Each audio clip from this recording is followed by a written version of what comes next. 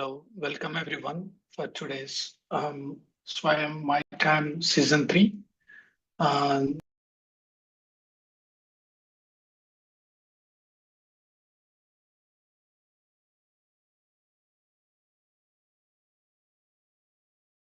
Day 6 of the 33-day meditation program. Those of you are already attended a couple of sessions with My Time before, we know how much is so insightful, connecting across masters across different countries and people joining across different time zones. And this group meditation always, helps us and have that different kind of higher energy level, higher energy access. Um, we will, uh, yeah, so we will give 1 2 minutes before everyone join. Um, so if you are in the relatively new to the meditation or is doing it for a while, make sure you are yourself are muted. If you're comfortable, you can turn on the camera, or else you're fine. Sit in a comfortable position wherever you are. Make sure your legs are crossed, palms together. Focus on your breath.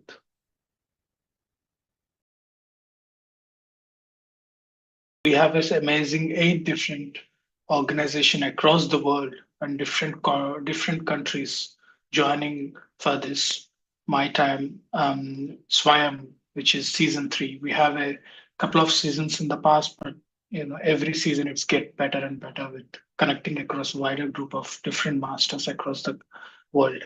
So we have a different organizations I would like to name and thank for giving the opportunity or creating this platform where we can learn from different viewpoints of the spiritual journey. IFSS, one of them, Omega, and I would like to thank JOI and PSSM Ignite, and I myself, Suresh, I represent Breath Universe from Australia, Beat, and Paima. So we have 8 different organizations representing this today's session in the journey of this 33-day meditation program, right? So now I would like to introduce Sharat, who will guide us through the meditation process, and he will be guiding to the journey of the meditation for the next 40 minutes or so. Over to you, Sharat. Thank you very much. Thank you, Suresh. Thank you so much. Good morning, good evening, masters. So, this is the time for meditation. Let's get ready. So, the steps are very simple. Suresh has already explained, but one more time. So, if you are sitting on a sofa comfortably, then you should clasp your fingers like this, fingers into fingers like this, and rest it. And then, if you're sitting on sofa, you have to cross your legs. You have to cross your legs like this. So there is a question on the chat, right? Why we do this? Because when we meditate, we get a lot of cosmic energy. That cosmic energy needs a circuit so that it doesn't escape from the edges. So energy has a tendency to escape from the edges, right? So that's why we collapse and then cross the legs so that the energy will circulate and then help us heal our body. So that's what happens. We get abundant energy, while meditating. When you're sitting down, you can sit in Sthira Sukha Asana, that means, or any Siddhasana, wherever you can sit comfortably, right? You can sit. There you don't have to cross the legs because when you're sitting, you're already forming a circuit like this, right? So take a moment, observe your surroundings, settle down, be comfortable, be very comfortable. Settling down is very important. You have been doing a lot of things throughout the day or throughout the yesterday also, and lot of thinking inertia will be going on. So you need to gather yourself. You have to gather yourself. So gather yourself, gather your mind, find a comfortable posture.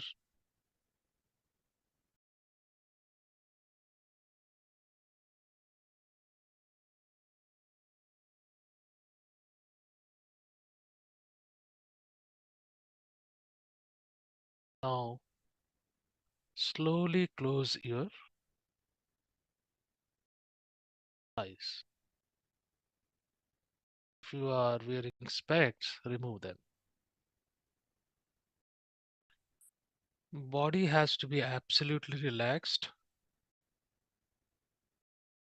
The body will progressively relax as we start concentrating or focusing on breath.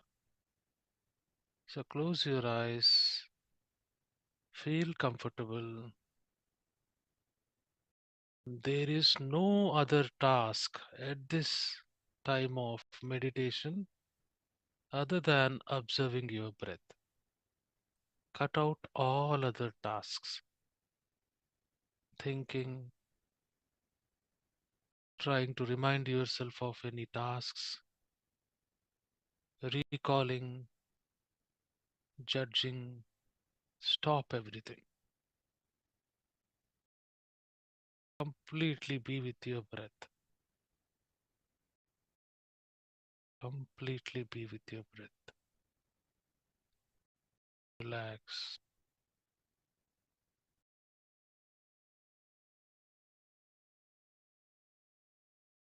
How beautiful it is.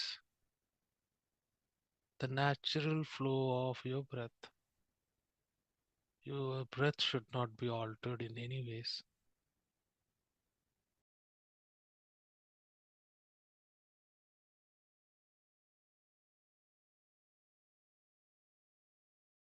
See, after exhalation, wait, the inhalation starts on its own. That is the point you can be with your breath. Start being with the breath at that point.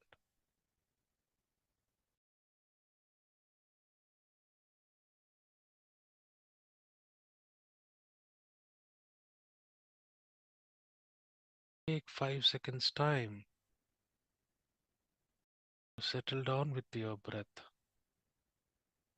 Be intensely with your breath.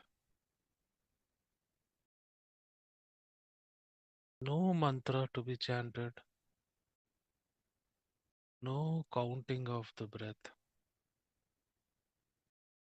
no visualizations. You have to be with your breath. Pay attention to your breath. Do not alter the breath. Let it be on its own.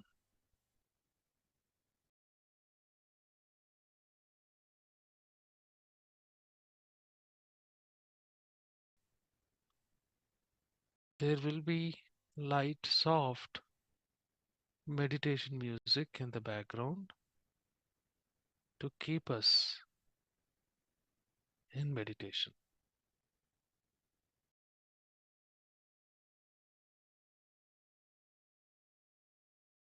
It may start any moment.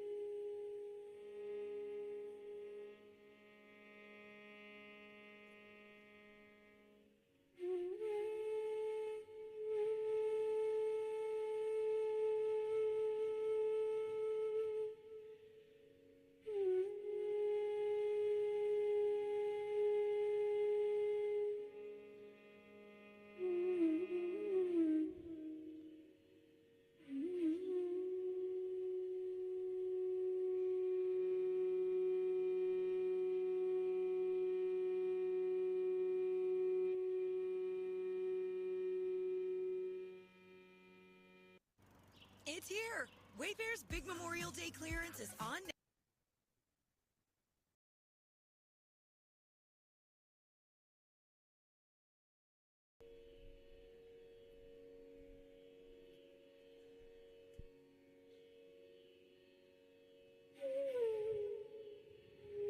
There will be a lot of background noises. Don't pay any attention.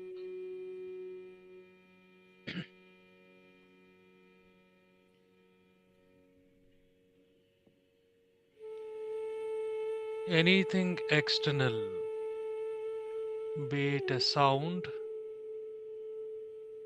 be it a meditation music, be it someone talking in the next room, will only deepen your meditation. There is no disturbance.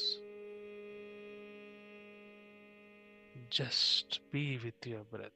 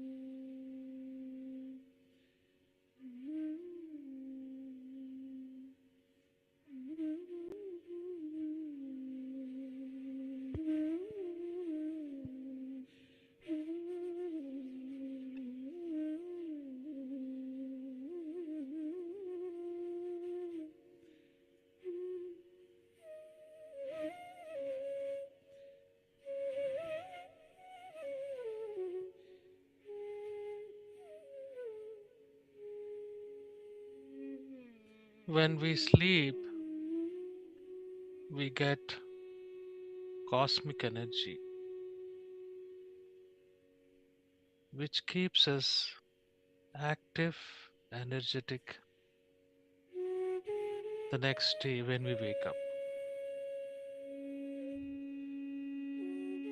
In meditation, as we consciously disengage the mind, we get 10 times more cosmic energy into our body.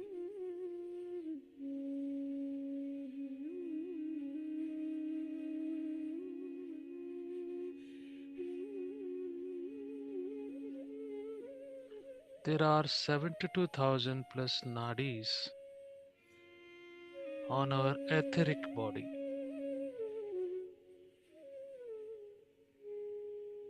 When this cosmic energy flows through those 72,000 nadis, when in deep meditation, it cleanses, removes blocks, and make our physical body healthier, energetic.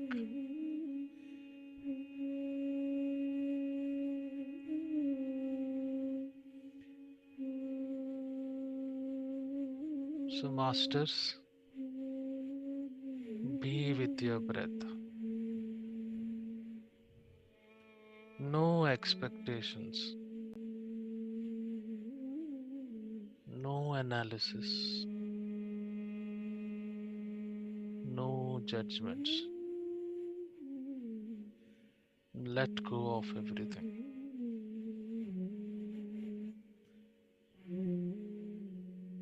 Relax.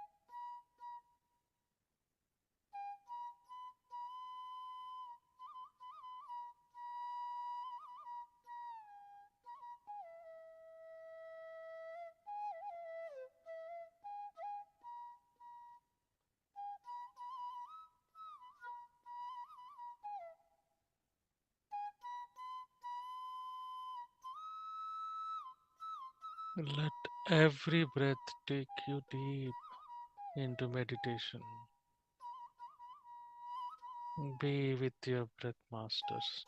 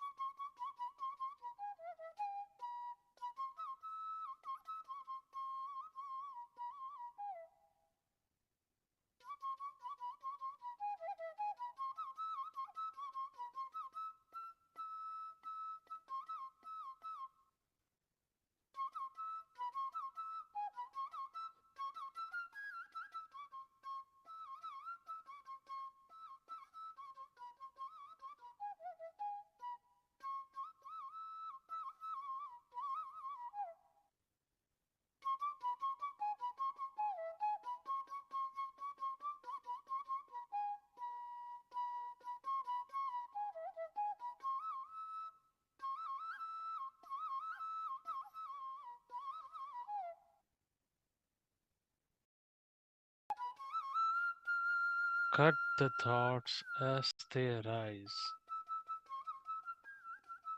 Be with your breath.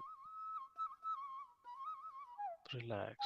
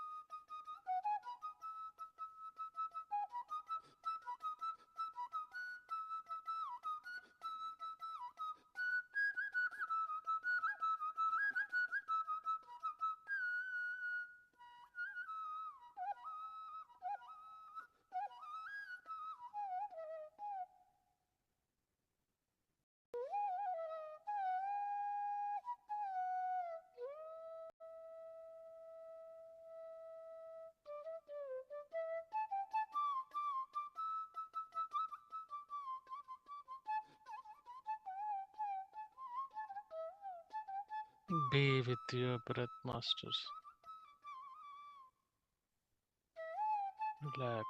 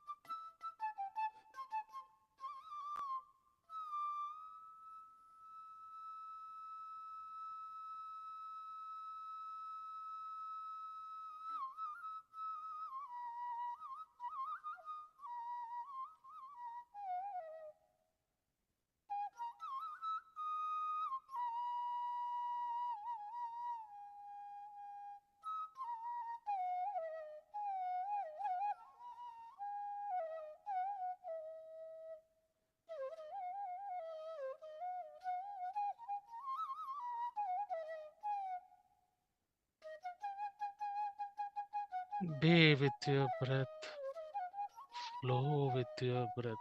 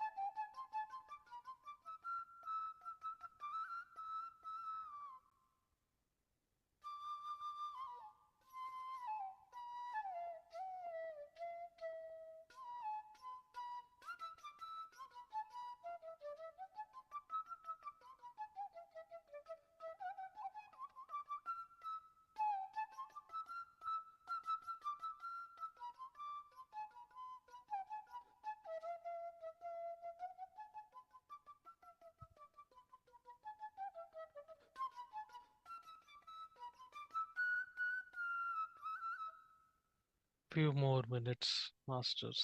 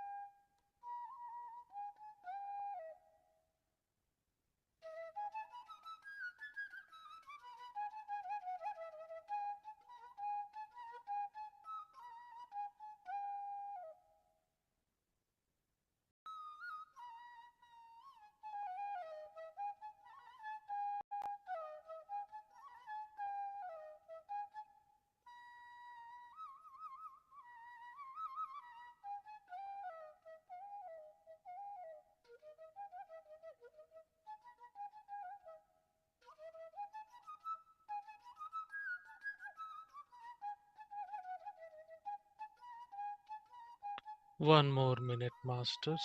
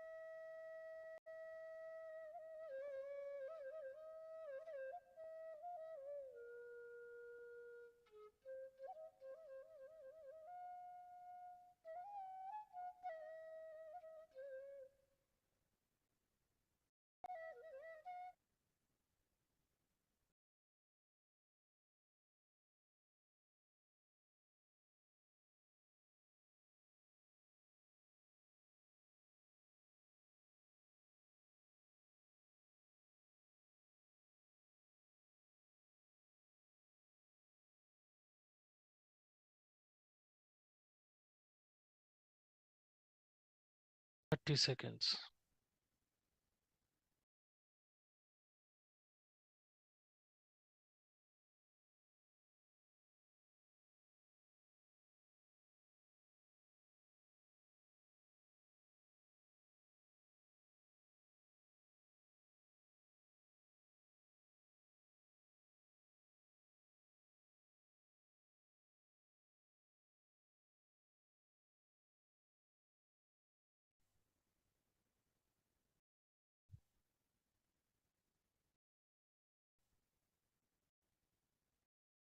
Ten, nine, eight, seven, six, five, four, three, two, one. Masters, rub your palms and gently keep on your eyelids. Take a moment, let the residual energy is passed back to your body. Now slowly open your eyes.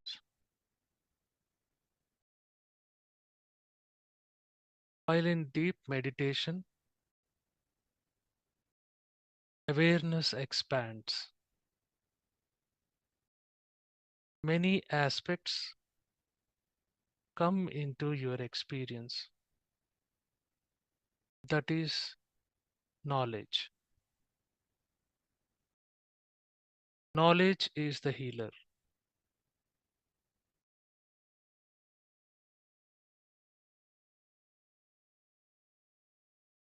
Gyan Agni Dagda Karmanam. Knowledge which originates from this awareness will annihilate any negativeness, the karmas, and leads you in this spiritual path. So, my dear masters, meditate daily without fail, as much you can. समय ही साधना है. Thank you so much for meditating with me. It's a wonderful and excellent time to be in meditation.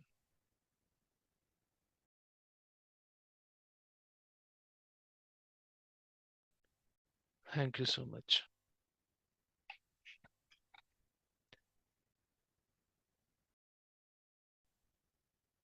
So we have Suresh on the call already. Yes, sir, I'm in the call. Just hello, sir. Hi, Yeah. Suresh. Yeah. Yeah, thank you, Sharad. Thank you. Thank you. Over to you. Yeah, thank you very much. We have thanks for the nice music and meditation, Sharad sir. Today we have our one of our meditation master from Rath Universe.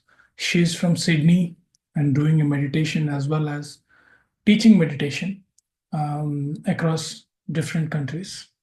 And I would like to introduce Lavanya Garu. Lavanya Garu, are you there? Yes, yes. So Lavanya Garu is working currently as a primary school teacher in Sydney, and her passion about children and teaching them inspires her to do more, and she will be sharing more about what she recently started doing for spiritual training for the kids as well. Over to you, ma'am. I would like to know more about your journey and your insights. Thank you. Thank you so much, Suresh Master. And firstly, I would like to say thank you so much, everyone, and Sharad sir, and for conducting today's meditation session. It was beautiful, wonderful energies. And I would also like to say thanks to all the organizations and partnerships who have been able to conduct today's meditation and play a part in making sure today these sessions are running smoothly. So thank you to them for their efforts and time. And also thank you to Hari sir, who has given me this opportunity to share about my meditation journey and experiences. Thank you, everyone. I would like to start by saying I'll keep it simple and short. This is my first time ever sharing my experience on a platform like this. So thank you again. Firstly, I would like to say when I first got into meditation is the time during high school where I was having a lot of questions going through my mind, a lot of existential questions like who I was, where did I come from, where will I go, what is death, and what happens to one when they leave the body. So all these questions were in my mind and I was looking for answers. I didn't know where to find them at that time.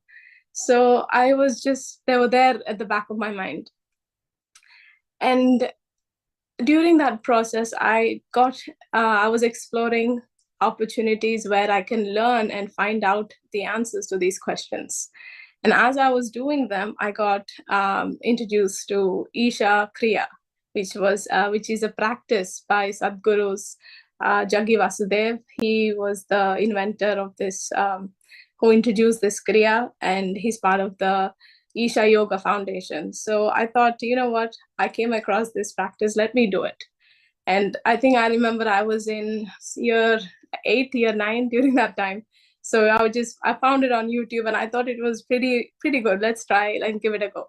So I did that practice for a few months and I felt great energy, like just within me physically. I had lots of energy to do more things. So I was like, I kept it going. And after a while, I graduated and I got into university, my college, doing my studies. And one day I was at home sitting down for my usual Isha Kriya session. And after that session finished, I still vividly remember till today that it was night. It was around like midnight time, because I like it when everyone's sleeping and it's quiet, because throughout the morning it's always busy. Everyone's talking, it's busy. So I found the best time for me was at night time. So I used to do it at night mostly. So when my whole family was sleeping, I was doing this practice just as usual. And on this day, what I experienced was something phenomenal. Like I can't even use the words to describe it, because it was such a great experience. And what happened was, on that day, I was just sitting silently, no thoughts in my mind whatsoever. Everything was blank. It was quiet. It was silence. And I felt that knowing that till then, I knew that this was me, this body was me. But during that experience, I felt I was coming out. And that within me rose a lot of fear, because at that time I knew that this was my body. So where is this person coming out from? I didn't know. And I knew I was coming out, and I had a lot of fear. And then I was so scared. I was like, okay, something's happening to me. I don't know what it is. So I opened my eyes and I came out of that meditation.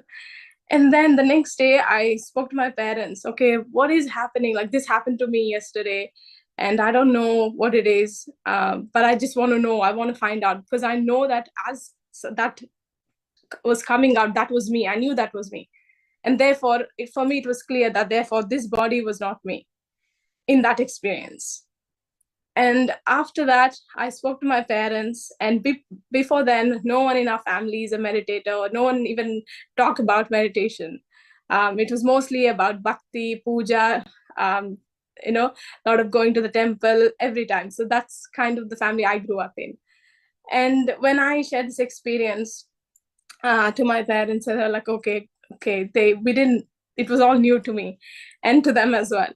So after a while, I was looking for answers. Okay, what is this happening to me? I wanted to find out. And as I was looking and exploring, I was reading books. Back then in high school, I was never a reader. I hated reading books because it was like thick books. I used to see, oh my God, I cannot read them. But after, I think I found the right book, I just fell in love with reading. It's just that you just have to find the right book. I think that's what they say. Even with my kids in class, that's what I say. When they say, I don't like reading, miss, I say, you just haven't found the right book yet. And for me, that book really changed my perspective in life and how I viewed things. And that book was The Alchemist by Paulo Coelho, who is a Brazilian author. And in that book, he talks about personal legends, or things that the universe helps us to find out our own purpose, our own goals in our life, what we are there for, what we can give. And when reading that book, I really felt a lot of like my mindset changed, my inner perspectives changed. So from that book, I picked up a lot more books, and I never stopped reading from there. A lot of amazing books came my way, and I had a lot of time, because when I used to commute to my college, my university, I had an hour time, so I didn't know what to do. So I used to just grab this book, read. Somebody saying some book name. Yes, I'll share it, ma'am, in chat, whoever that was. And so lots of books I read, and I've listened to lots of masters like Ramana Maharshi, Who Am I book. That's an excellent book. And B.K. Shivani sisters, just gaining lots of knowledge from all these spiritual organizations that were out there, because I wanted to know what this was that I went through. So, and I am really thankful to the universe for giving me the time to and the opportunity to, using the technology that we have right now, being able to connect with so many masters, so much knowledge and wisdom that was out there. So I'm very grateful. And after that experience, one day my mom, we were just sitting, and during that time, that phase, I was not reading, I was not doing any meditation. It was just me listening to wisdom, knowledge, what experiences from other masters, just reading. It was all swadhyaya. And after that, one day my mom, thanks to my mom, because with her guidance, my meditation journey continued. She told me, Lavanya, why, that whatever that happened to you the other day, I don't think it's a really bad idea or a bad experience. Why don't you just continue? And I'm like, how can you say that, mom? And then she goes like, I found a video, it was a PMC video that she was listening to at that time. And in that video, one of the masters shared that these experiences are normal when you're meditating, and you shouldn't worry or fear about it. And then that gave me a lot of confidence. Okay, at least I know that I'm on the right path, and let me give it a go. And before then, I've never heard about Patriji. I didn't know who he was, nothing of that sort. So then after she got me introduced to PMC and who Patriji was, I started to, I was very keen. I didn't believe everything, because for me, I'm that kind of person where I don't believe straight away. I really experiment. If it's working for me, is it real? Before I even come to the conclusion that, yes, this is true for me, or this is the truth that I believe in. So I was looking at Patriji videos, what he was saying, and one thing that really stood out to me about Patriji and his teachings was how, because now that at this point in time, I've listened to so many other masters. And so what is so different about Patriji? That I had that question in mind. And that one thing that really made him stand out was how he spoke the truth straightforward. He was not beating around the bush. He just spoke it so clearly and with conviction and straightforwardness. That really hit me. That really connected me. And then from then on, I was like, okay, I think he is the one. Like, I didn't want to go anywhere else. And I also used to wonder, when they say Buddha sat under that Bodhi tree and got enlightened. So a lot of people obviously gave the significance of the tree, but it's mainly about what Buddha did that got him, or that enlightened sthiti that he was in. I used to wonder, what did he do there, sitting there? I'm sure he would have done something. Otherwise, he's also done so many practices, more 500 plus meditational practices. But what was it for him that as soon as he sat there, that he got enlightened? And I had this question. And as I was watching Patriji videos and knowing more about him, one day I came, and one of the videos was about Ana-Pana-Sati. And when he said that Ana-Pana-Sati was what Buddha did, that really made me happy, because that was something, the answer I was looking to. Because there's so many meditation practices out there. I don't know which one's right for me, because I tried art of living, Sudarshana Kriya, I tried inner engineering, but nothing really stuck to me. It didn't really feel connected. So it was just all experimentation. And as soon as I found Ana-Pana-Sati, I think from that day onwards, I never left it and never looked back again. So that's how my meditation journey again continued. And recently I have also, thanks to Hari sir, who has done the Restart program, I've also joined that program, where he has also almost restarted my meditation journey in such a way that now I do it every day, and it gives me a lot of joy, inner peace, and yeah, I can't say any more than that. And currently I am, and thanks to him again, Hari sir, who has given me this opportunity, where I'm currently teaching meditation to kids overseas. They're in an organization, not really an orphanage, but an organization. And there are about 40 kids at the moment in that place. And me and along with a few others in my team, Sudhaji and Hasini Master, who are in the US, we collaborate together, and we take turns in teaching and spreading Ana-Pana-Sati meditation to these kids. And I also do it in my class because I thought, if this has such a transformative effect on me, why can't I share it out to the kids? And being a teacher, I knew that it will make an incredible difference to my kids in the class. So I teach it to my kids. They get bored. Oh my God, Miss Manamari, you go here again with meditation.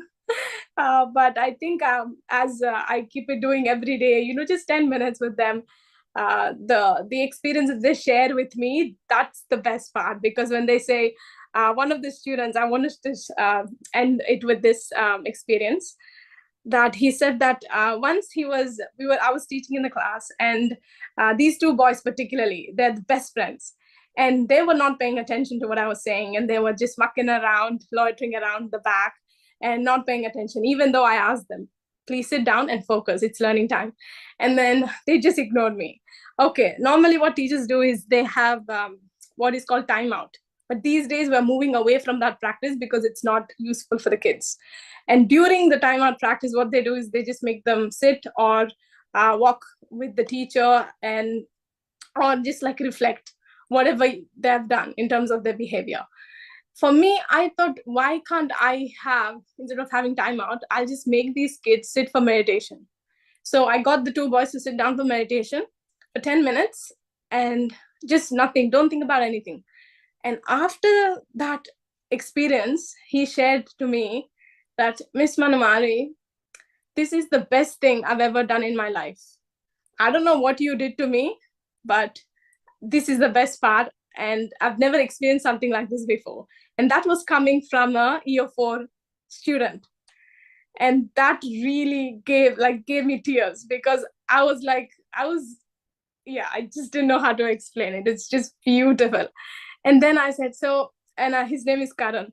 And I said, Karan, so tell me how you felt. And he was like, Miss, this is the best part. I don't know how to describe it, but thank you so much for teaching it to me.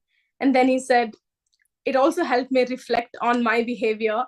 And from then on, I said, see, I didn't have to do anything. It was all within you, Karan. So I think meditation has such a transformative effect, and it's such it's a great, not even a technique, a great tool, I would say, that transforms lives from within. And I love doing it. So thank you so much. And thank you for allowing me to share this. And thank you for listening. Appreciate your time. Over to you, Suresh Master. I think you're on mute. Yeah, sorry. Thanks. It's so insightful, your experience and journey, and definitely the book sharing will help. Before we open to the questions, there are a couple of questions on the list. Maybe if people want to ask questions, feel free to ask in the chat, or you can unmute yourself and ask ma'am. Ma'am, being you're working, might be you having your family, and how you manage, you're doing yourself work, as well as we know how it will be when you're outside in a different country and doing your own stuff. Parallel, what motivates you to do something beyond what, for doing a training for the kids in India and all? Yes, that's a good question. Thank you, Suresh Master. I think for me at the moment, I live with my family, as in with my parents. I'm not married. So that is a really plus point for me, because I get a lot of time apart from working full time as a teacher. One thing that really motivates me is the fact that when I teach meditation to these kids and I see the happiness on their faces, or where they share experiences like one of the examples I just shared, that gives me so much of inner pleasure and joy that I cannot describe it. And because of that, I do it.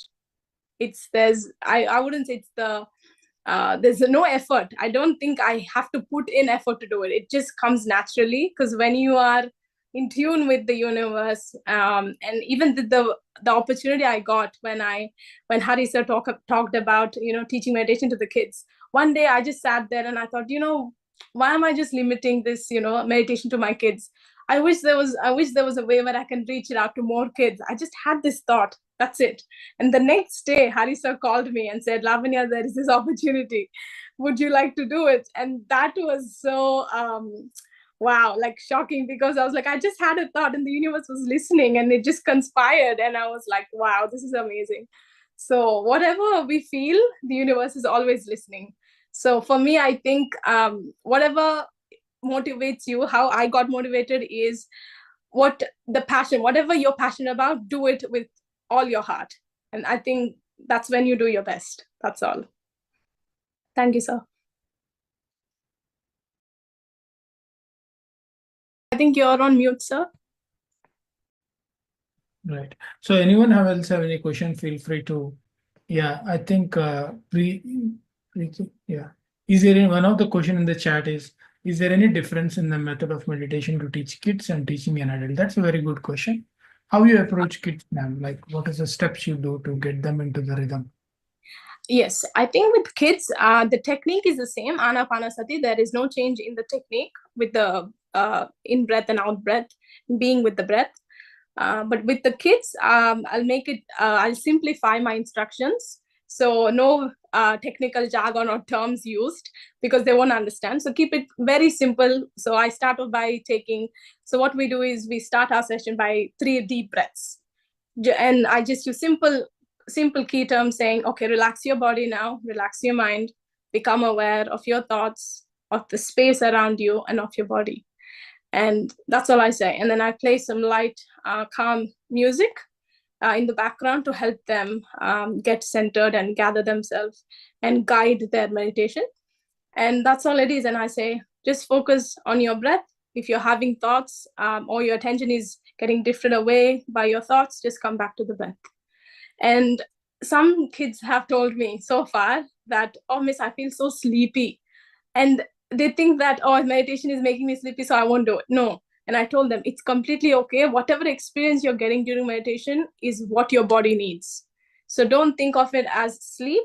And in technical terms, again, if I were to say it, it's yoga nidra. But for them, I'll just say it's okay. It's completely fine. Just keep at it. It's the, you're in the process, and that's it. So that really helps. Just keeping it simple for the kids. And after that, one thing, another way to hook them into meditation I found is I read a story after the meditation. Just a simple story on human values. Like one of the stories was about respect or about helping others or about kindness, compassion. So I just read the story for after the 15 minutes of meditation, we read the story. For 10 minutes, we discuss it. And then that way, they at least look forward to the story. And in order to do the story, they have to do the meditation. So something to hook them in. That works. But thank you for the question. That's a great insights. And I think someone is someone was raising hand. Please go ahead. Thank you so much. But I got my answer in the question that she asked, but I would like to add one more. I usually, it's always, it comes to my mind that meditation has to be done early in the morning or in the night. But like, is there anything like you have to stick to a particular time or it can be done at any time of the day? Is that question directed to me, ma'am? I mean, you can answer it. I loved your experience and I love the smile that you have constantly on your face. I can feel the joy. Thank you so much. Thank you. Appreciate it. For me, particularly what I found, I remember Patriji used to say in one of the videos, I still vividly remember that there is no particular time to do it. Just, in your best comfortable position, wherever you are sitting, standing, or even sleeping, that it works. But the main thing is finding what is right for you. Obviously, for optimal benefits of the meditation, they say it's good to do it in the morning, early morning, like 3 to 4. But if that's not possible, then do it whenever you can, because there's always cosmic energy around. And I think from my experience, that's what I found. So for me, I also don't have a particular time before, but now as I got into more meditation every day, I set a time between 9 to 10 after work, like in the before I go to sleep, because I found that when I do the meditation before I go to sleep, my mind is so calm, my body is relaxed, and the transition to sleep is very seamless. I don't have to struggle to sleep. It just goes, my body just falls into sleep. that really worked. And keeping it consistent with my timing. Also, I used to feel some days where having the consistency, because I used to do it from 9 to 10 every day. And one day, just for slightly 10 minutes, I delayed. And then my body, I felt it was asking me, okay, Lavini, you need to sit down for meditation now because it's already time. So I think our body is also attuned to what we do with the timings. It's an incredible system and a machine. So it will tell you, okay, it's time for meditation. You got to sit down. So yeah, just see what works for you, man. That's all. Yeah, I want to add something, right? So there are two aspects to it, right? Whenever you feel that you want to meditate, that is the time to meditate, as simple as that. You may be traveling in a bus. You should not be driving though, on a lighter note. Or you may be traveling in a train, you may be sitting in a park. Whenever you get that, right, I have to meditate, that is the right time to meditate. Otherwise, your mind is always kind of like to be in a pattern, a habit, right? Initially, for the beginners, right, choose a time when your mind is very tranquil, less thoughts, no thoughts are arising at that point in time. So naturally, it is in the mornings, or maybe when you are about to retire and sleep. These are the two timings where mind is naturally at ease. It is withdrawing from whatever, or already withdrawn from whatever it was engaged. So that is the right time, because when you sit for meditation during that time and under a pyramid, or without a pyramid also, it naturally settles down. It naturally settles down. If you carefully observe, when you're not doing anything with your yourself, you're at ease, you will naturally start feeling your breath automatically. So everybody can experiment that. When you are at that particular moment, sit and meditate. If it is safe, right? Sit and meditate. So that is the best thing, right? There is no timing as such. It is so natural that those two timings are very conducive for meditation. You take it. But once you're experienced, every moment will become a meditative, moment. Thank you so much for asking the question. Thank you, sir. Thank you, Sharat sir, for adding that valuable input. Anyone else? Any questions? Just 1-2 questions more. Anyone else want to ask anything? You can feel free to put in the chat. It was a great session, ma'am, and really insightful on how we can do with what we have, and also how to. Yeah, someone is raising the hand. Let me see. Yeah, Sam, please go ahead. Yeah, nice, Suresh. That's wonderful experience, Lavanya. Thanks to Breath University. Did you hear about the 5-finger concept given by Patriji? Yes, sir, I have. Can you share that with the audience? Because that's Yes. specifically given for the students, for the benefit of all the parents. If you remember, please share Yes, it. I've written it in my book. Give me a second. Yes, recently when I was speaking to one of the other masters while I was getting counseling, she was, why GK sir referred to me because he was the one who was like, you need to start doing something. So that's when I thought about doing the kids meditation. She told me about the 5-finger technique. Sorry, give me a second. I remember I clearly do it. Oh, yeah, there we go. So I think, so correct me if I'm missing anything, but I think from what I have written down, this is what how it works. So using our 5 fingers, the little finger, the pinky, is used to develop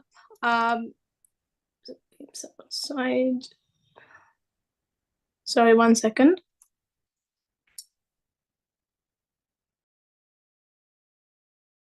Yes. So for the kids, the little finger represents just playing games, getting out there in the nature, being in tune with nature, playing.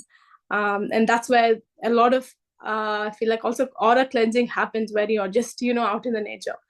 And healing happens, absolutely. And the ring finger, from what I've written down, is about art forms. So teaching kids about learning a specific art, a skill, whether it be dancing, singing, art, or drawing, anything that they love to do, any art skill, so that they are interested in. So enhancing and honing their skills in that'll be really good. So that's one. The middle finger is about education, so learning things independently, so getting them to develop the responsibility, independence, autonomy.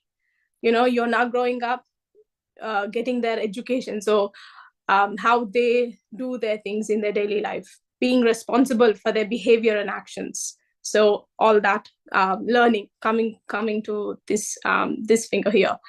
And this one here, the index, it's about learning life skills. So things that help them become independent individuals and holistic individuals in the same sense. And the last one is meditation, which is dhyana. And I think they say this, right? But you need the thumb to hold all the other fingers intact. So therefore, you need the meditation. The meditation will help you hold all the other aspects in your life really stable and balanced. And that's how the concept goes, I believe. So if you please add in anything if I've missed. Thank you. You didn't miss anything, but that's, yeah, just I want to add something like, the little finger is the games and sports. In games and sports, it's are intensely in the present moment, and they get into the joy of being in the present moment. And the next finger is also the arts, where they also enjoy being in joy and being in the present moment, but they also understand the importance of how practice makes them more and more perfect. And then comes the studies, where they learn the focusing the mind to grasp anything, the concentration, and grasping things that can be practiced. And the fourth thing, of course, all the activities to help the parents or anything, they'll become more skillful at the activities and the works of life. So the fourth one is activity. And as you said, Sir says, without thumb, imagine this, and with thumb, imagine this fist. So meditation will play the thumb role, like it will make all of these things strong. So with meditation, you will be a better player, you will be a better artist, you will be a better student, and you will be good at whatever, you will be skillful in whatever you do. So use meditation. So once kids understand, like, okay, meditation is like a thumb, how important. So they unknowingly, when they hear this concept, they keep the meditation at such a high pedestal and they start giving importance to it. It's a simple concept, but they take meditation very seriously and it is explained in a very simple way. And thanks for sharing it. Wonderful. Thank you, sir. Thank you for adding information. Thank you, Sam. Thank you for adding that information. I think we are almost on the time, but I would like to, introduce Hari, who is the founder of the Breath Universe. It's helping a lot of people around Australia as well as in multiple countries. Hari, over to you, Hari. Yeah. Thank you so much, Suresh. And I'm very glad to be here today and also be part of this amazing program called Swayam, and all the partners. So they're all our friends for a very long time, and it's not just any kind of just a program collaboration as such. It's a spiritual friendship collaboration is what I see it as, because with these organizations, not as any organizations, we grew spiritually together, we walk spiritually together. So it's very glad. It's always I see whenever we all collaborate, Joy, Shambhala, and all the groups. I would say, like, we do any program, it's like celebrating a friendship, and this opportunity to be able to sit and meditate together with people from all the countries and groups together. is something outstanding. Um, the participants may not know the importance of, probably immediately realize how powerful this is, to be able to sit and meditate from different countries and then share this, is extremely powerful. um, like there's many shifts that happen through these programs. It's not easy, like someone sitting down there in Australia meditating with someone who's sitting up there in US, and someone from Europe, someone from other countries, together and share the experiences is really good. And this particular program, I know we have done my time and everything with a lot of concepts and a lot of speakers, but my favorite thing with this spiritual journey is always about meditation and experience sharing. That's the most powerful teaching that one will ever have. And Patriji has always vouched for. Like, he used to encourage experience sharing more than any concept sharing as well. At some point, he made sure that balance was there. Whenever there is a meditation program, 50% of the time concept, 50% of the time experience sharing. There's no less. You used to call people and then say, like, you share your experience, because that comes from heart. So the way this Swayam program is running based on experience sharing is a true tribute to Patriji, in my way, because these days, so there's a lot of concept sharing happening. I see the need for experience sharing and a space where these experiences are shared. It's like heart to heart talk. We are not getting any excerpts from any books or somewhere. So what Lavanya has shared is her own book, her own heart. So likewise, all these experiences that are being shared on this program are, heart to heart talk. So that's very powerful. So happy to be part of it. And Lavanya, great experience, and your passion and your energy always amazes me. Like the feedback that's coming from the kids right now, and you're a teacher naturally. Sometimes what happens in the path of spirituality is that the work, we no need to search more or find towards what my purpose is and what my work is. When we meditate, our work comes to us, our job comes to us, so it walks to us. Actually, it is always the natural organic way is just meditate and wait, things will come into place, and that's how it is supposed to happen. One point that I can share as one small concept or aspect is, like, in spirituality, there is a tendency that we run and try to find our purpose. We run here and there, we try, we put a lot of effort, we take a lot of stress. What is my purpose? Why am I here? When we stop doing that and do more meditation and participate in these kind of sessions, the purpose walks to us, because it's always there. We don't need to put in any effort. The mind always thinks about the end point. What we think as purpose is to become famous, to become, you know to do some real impact. All of a sudden, overnight, there should be a big organization, and probably, or we should be doing something really great like Mother Teresa or Mahatma Gandhi or Patriji or someone. No, it won't happen that way. Once Patriji said, even I don't know that PSSM will become this big. I was just sitting in Karnool in my home, meditating myself, teaching meditation to whoever that comes to me. That's all. So he was actually seeing the journey himself, how it unfolds. He doesn't know how it unfolds. He's not deciding, he's not doing anything. He just became part of the flow. And that grew so organically and then so beautifully. And the benefit of that is, let's say if some astrologer or someone tells you that, this is your work and this is what you're doing, what's the excitement in life? What are you seeing new? Every day should be an excitement, and that happens only when we flow with life. And with you, Lavanya, and many other people, Suresh, or when I see many people here, let's say Sharma sir, So he was in his own happy zone, happily, just meditating and then, doing his own work. And then this project walked to him and, pushed him, forced him, it pulled him in actually, likewise, your job, you are a teacher, and then there is a reason for it. There is a purpose for it. And that walked to you just when you are thinking that I should do something for kids, and then suddenly somehow it popped me that, you know what, let's call Lavanya and ask, there is some work for kids. I don't know that you already have this thought, right?